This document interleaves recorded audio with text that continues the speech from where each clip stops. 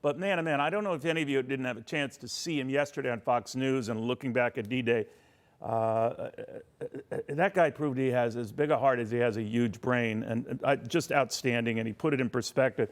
Karl, always good having you, but I was thinking of that in your appearance on Fox and talking about sacrifice and these things that were dominant 80 years ago this very week.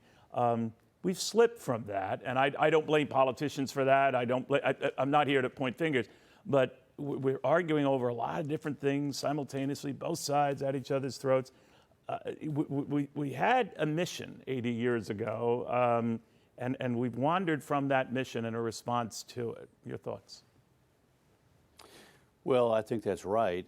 We were in a moment of grave crisis for the world, fighting on three fronts against Nazism in Europe and Italy with Mussolini, and in the Pacific with Tojo and the Japanese.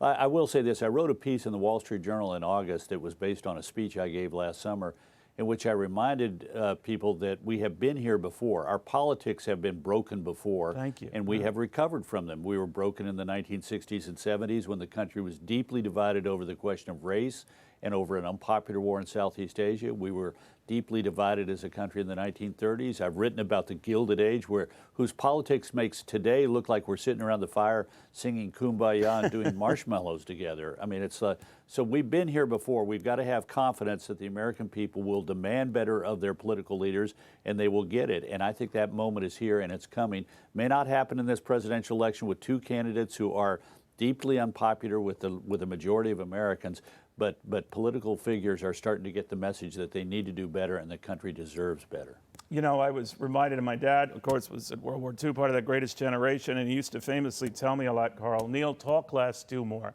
But I was always talking over him, so I never quite heard the do more part. But in all seriousness, one of the messages you get from that generation, and it could apply to, you know, the way you react to Wall Street and whether you get strung up on craziness or the political developments.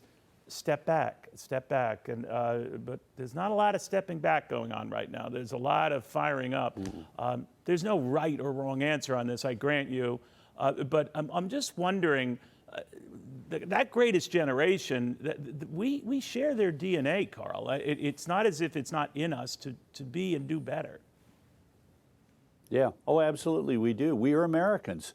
Those teenagers who assaulted those beaches on June 6th of 1944 were typical Americans, and we're all typical Americans. We are the wretched refuse, the discards of the world who came here and were given an opportunity to dream big and work hard and achieve what we wanted to. And yes, it's in our DNA. We just need to dwell on it and recall it. Last night I had a young member of Congress in my living room talking about the greatest generation, August Pfluger, who himself is a veteran. Sure. And his message to the people in this room was, we understand in Congress that you want us to work together. He's part of a group called, I think it's called For Our Country. It's veterans, Democrats and Republicans, who've agreed to meet on a regular basis and to try and find at least one thing a year that they can do together. And they realize that's a start, but they understand they need to start because the country does not want us to be needlessly divided and at each other's throats. And I commend him for having that spirit. Well, I commend you for showing it with us and sharing it with the nation yesterday, Karl. I mean, boys enjoyed our political discussion and everything else, but that stopped me in my tracks, which takes a lot to do because I was eating at the time. Well, thank you, Neil. Karl, great seeing you again.